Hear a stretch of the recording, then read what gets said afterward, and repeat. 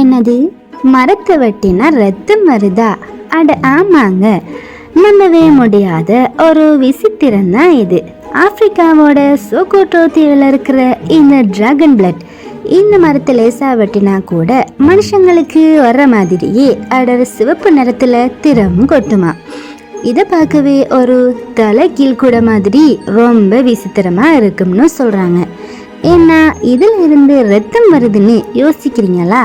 அட இல்லைங்க, நிஜத்துல இருந்து அது ரத்தம் இல்லை, அந்த மரத்தோட அடர்த்தியான பேசின்.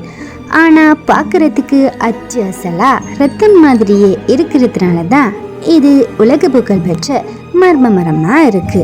ஆச்சரியம் என்னன்னா, இந்த ரத்தத்துக்கு பின்னாடி ஏகப்பட்ட மருத்துவ குணங்கள் இருக்குன்னு சொல்றாங்க. அந்த வகையில காயங்கள் ஆற்றவும் காய்ச்சலை குணப்படுத்தவும் இதை மருந்தா பயன்படுத்துறாங்க.